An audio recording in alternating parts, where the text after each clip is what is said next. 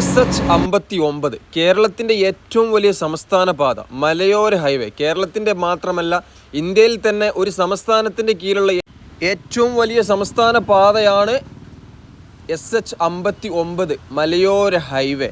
1332 കിലോമീറ്ററാണ് ഈ ഒരു മലയോര ഹൈവേയുടെ നീളം. സുഹൃത്തുക്കളെ, പുതിയൊരു വീഡിയോയിലേക്ക് എല്ലാവർക്കും സ്വാഗതം. നമ്മളിന്ന് കാണാൻ പോകുന്നത് ഇടുക്കി ജില്ലയിലെ മലയോര ഹൈവേയുടെ വിശേഷങ്ങളാണ്. ഇടുക്കി ജില്ലയിലാണ് ഏറ്റവും കൂടുതൽ ദൂരം മലയോര ഹൈവേ ഉള്ളത്. ആ മലയോര ഹൈവേയുടെ വിശേഷങ്ങളിലോട്ട് കടക്കുന്നതിന് മുമ്പ് ആദ്യമായിട്ട് എൻ്റെ ചാനലിൽ വീഡിയോ കാണുന്ന സുഹൃത്തുക്കളൊക്കെ ഒന്ന് സബ്സ്ക്രൈബ് ചെയ്തുകൊണ്ട് കാണാൻ തുടങ്ങിക്കോളൂ. അപ്പം മലയോര ഹൈവേ കേരളത്തിൻ്റെ കാസർഗോഡ് ജില്ലയിലെ നന്താരപ്പദം മുതൽ തിരുവനന്തപുരം ജില്ലയിലെ പാറശാല വരെ 1332 കിലോമീറ്റർ നീളമുള്ള ഒരു പാതയാണ് മലയോര ഹൈവേ. ഇന്ന് നമ്മൾ കാണുന്നത് ഇടുക്കി ജില്ലയിലെ കുട്ടിക്കാനം മുതൽ ചപ്പാത്ത് വരെ 20 കിലോമീറ്റർ നീളത്തിൽ എല്ലാ പണികളും കഴിഞ്ഞിട്ടുണ്ട്. നാഷണൽ ഹൈവേ 183 വന്നു ചേരുന്ന കുട്ടിക്കാനം ടൗണിൽ നിന്ന് മലയോര ഹൈവേ സ്റ്റാർട്ട് ചെയ്യുകയാണ്. ചപ്പാത്ത് വരെ 20 കിലോമീറ്ററിലധികം ദൂരത്തിൽ പാതയുടെ പണികൾ പൂർണ്ണമായിട്ടും കഴിഞ്ഞിട്ടുണ്ട്. ഗ്യാപ്പ് റോഡിനെ വിസ്മയിപ്പിക്കുന്ന വിധത്തിലുള്ള കാഴ്ചകളാണ് ഈ ഒരു ഭാഗത്ത് നമുക്ക് കാണാൻ പറ്റുന്നത്. അതിമനോഹരമായിട്ടുള്ള, ഞാനിപ്പോൾ മലയോര ഹൈവേയുടെ വീഡിയോ ഒരുപാട് സ്ഥലത്ത് പോയി എടുത്തിട്ടുണ്ട്. ഇത്രയും മനോഹരമായിട്ടുള്ളൊരു കാഴ്ച നമുക്ക് എവിടെയും കാണാൻ പറ്റിയിട്ടില്ല. കണ്ണിന് കുളിർമയേകുന്ന പച്ചപ്പും രണ്ട് സൈഡിലും തേയില കൃഷിയും. അപ്പോൾ തേയിലത്തോട്ടത്തിന് നടുവിലൂടെ മനോഹരമായിട്ടുള്ള കുട്ടിക്കാനം ടു ചപ്പാത്ത് വരെയുള്ള യാത്ര, അത് വല്ലാത്തൊരു അനുഭൂതിയാണ് സുഹൃത്തുക്കളെ. മസിനുകുടി വഴി ഊട്ടി അതൊക്കെ മാറി നിൽക്കും.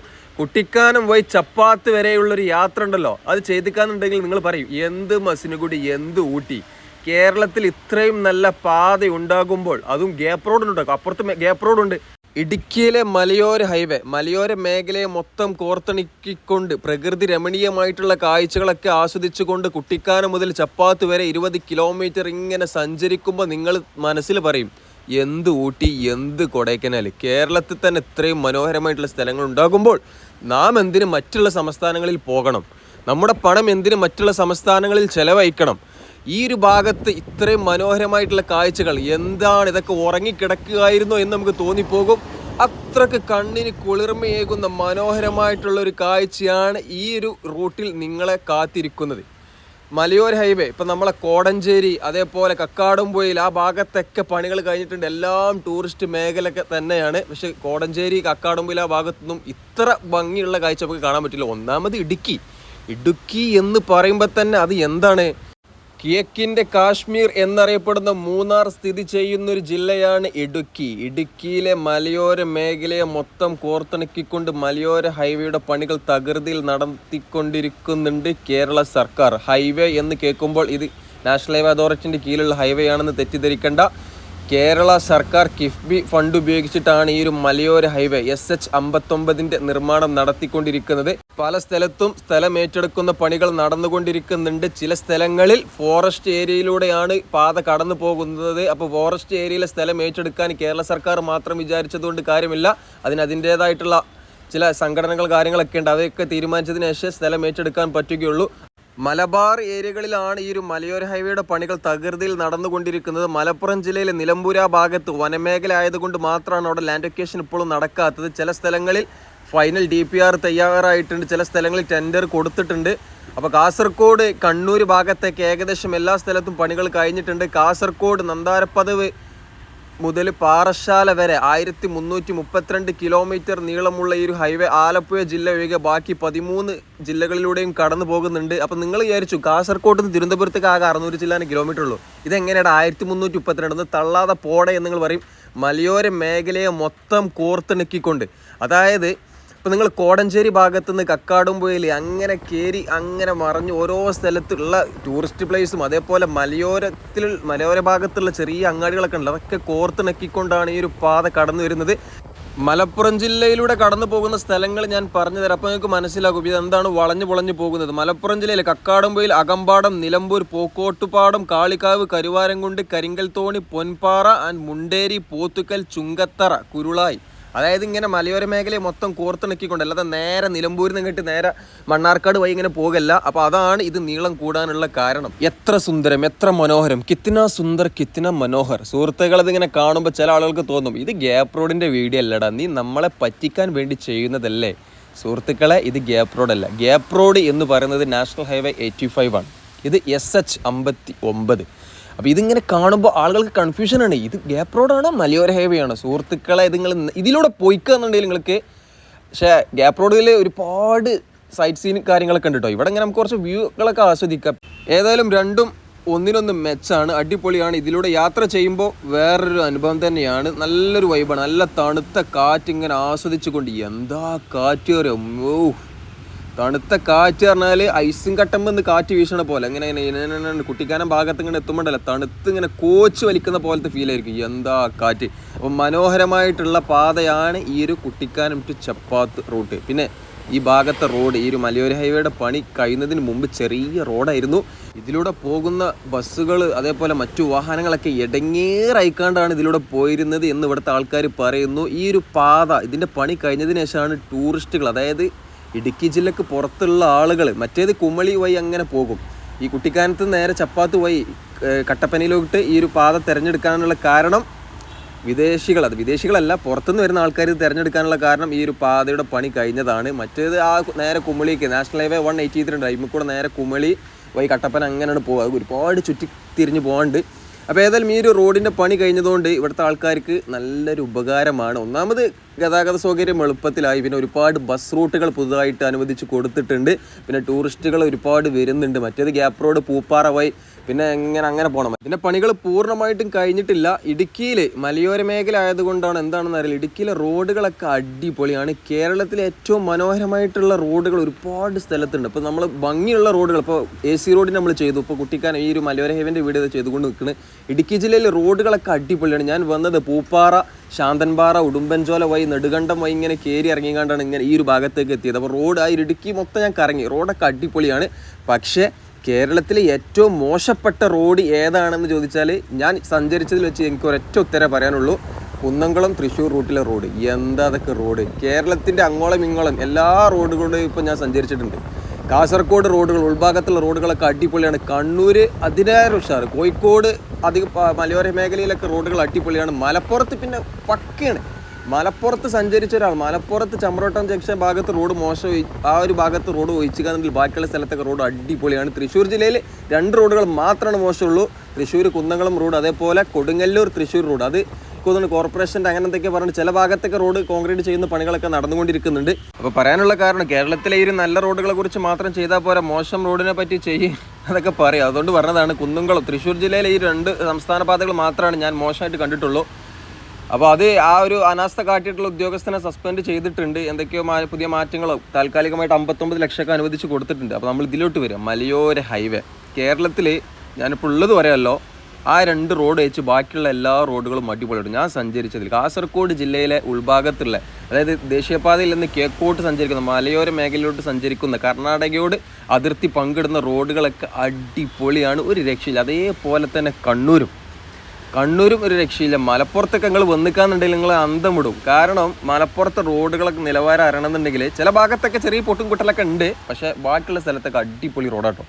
അപ്പോൾ കുട്ടിക്കാനം മുതൽ ചപ്പാത്ത് വരെ തേയിലത്തോട്ടത്തിന് നടുവിലൂടെയുള്ള മനോഹരമായിട്ടുള്ള ഒരു യാത്ര ഒരിക്കലെങ്കിലും നിങ്ങൾ അനുഭവിച്ചറിയണം. അതേപോലെ ഗ്യാപ്പ് റോഡിലൂടെയുള്ള യാത്ര, ഇതൊക്കെ അനുഭവിച്ചിട്ടില്ലാന്നുണ്ടെങ്കിൽ സുഹൃത്തുക്കളെ എന്തിന് നന്ദി. കേരളത്തിൽ ജീവിച്ചിട്ട് ഇതേപോലത്തെ സ്ഥലങ്ങളൊന്നും കണ്ടിട്ടില്ല എന്നുണ്ടെങ്കിൽ ലൈഫ് പോയി എന്നല്ലാതെ വേറെ എന്താ ഞാൻ പറയാം.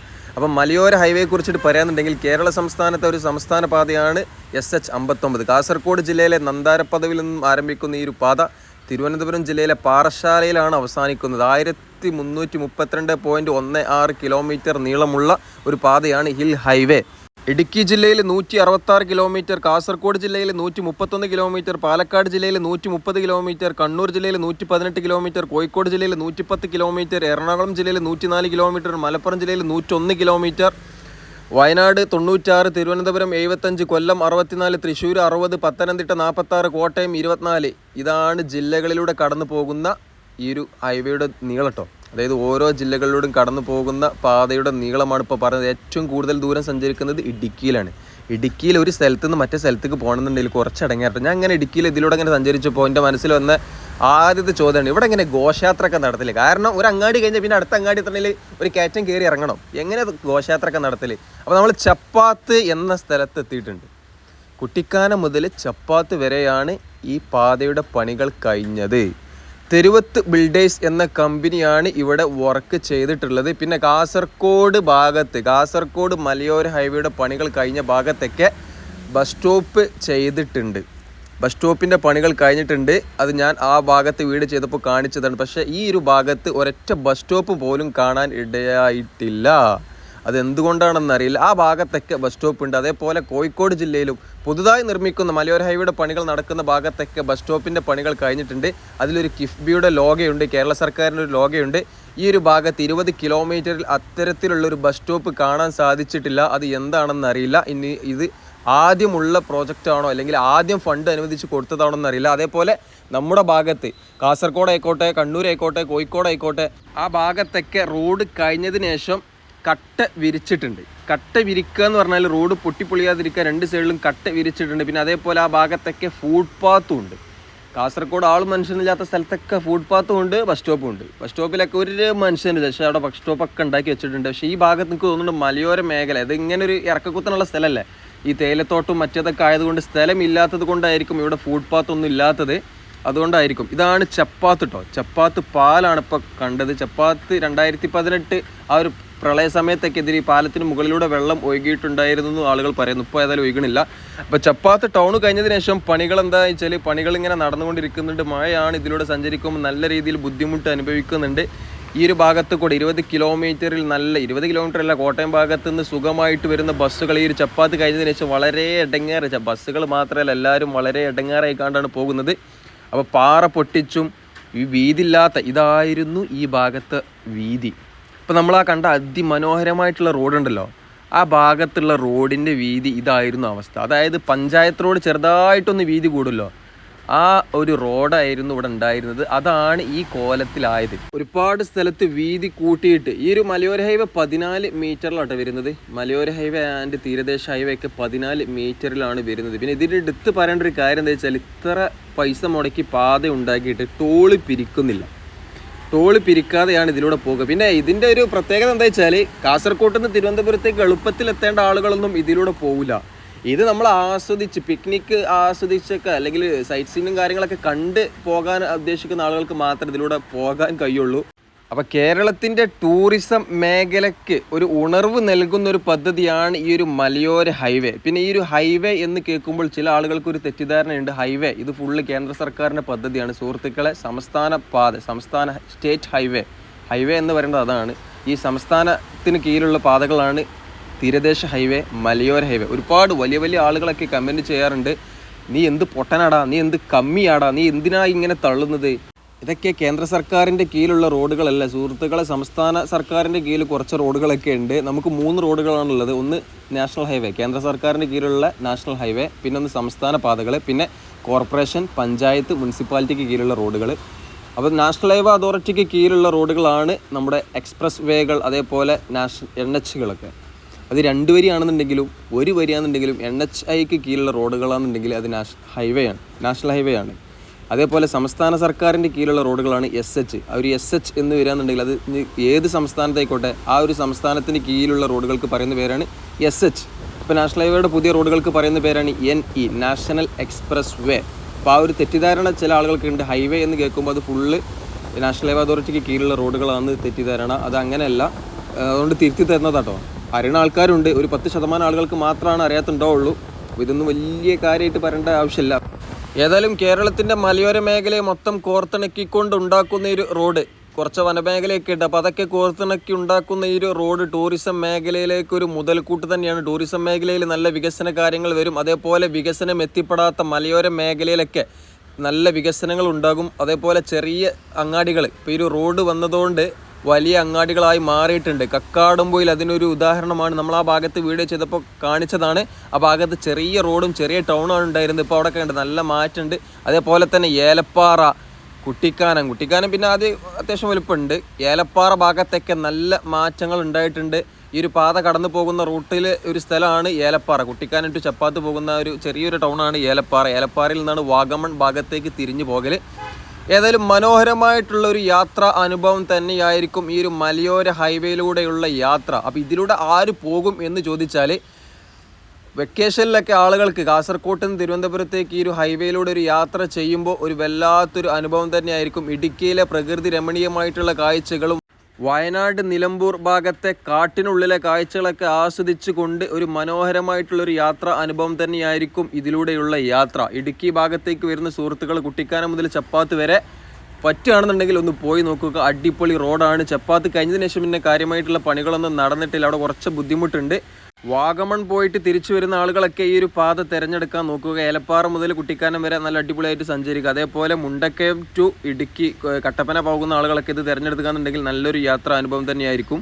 ഏതായാലും സുഹൃത്തുക്കളെ, വീഡിയോ ഞാനിവിടെ നിർത്തുകയാണ്. ഇഷ്ടപ്പെട്ട് കാണുന്നുണ്ടെങ്കിൽ ഒരു ലൈക്ക് അടിച്ചേക്കേണ്ടി. ഇതേപോലത്തെ വീഡിയോ കാണാൻ ഇഷ്ടപ്പെടുന്ന ആളുകൾക്കൊക്കെയാണ് ഷെയർ ചെയ്ത് കൊടുക്കുക. ഇതേപോലത്തെ വീഡിയോകൾ, അതായത് ഇൻഫ്രാസ്ട്രക്ചറിൽ നടക്കുന്ന മാറ്റങ്ങൾ അറിയാൻ നിങ്ങൾക്ക് ഇനിയും താല്പര്യം ഉണ്ട് എങ്കിൽ എൻ്റെ ചാനൽ ഒന്ന് സബ്സ്ക്രൈബ് ചെയ്തുകൊണ്ട് പോയിക്കോളൂ. അപ്പം അഭിപ്രായങ്ങളൊക്കെ കമൻ്റായിട്ട് രേഖപ്പെടുത്തുക. മറ്റൊരു വീഡിയോയുമായിട്ട് വീണ്ടും കാണാം. ജയ് ഹിന്ദ്.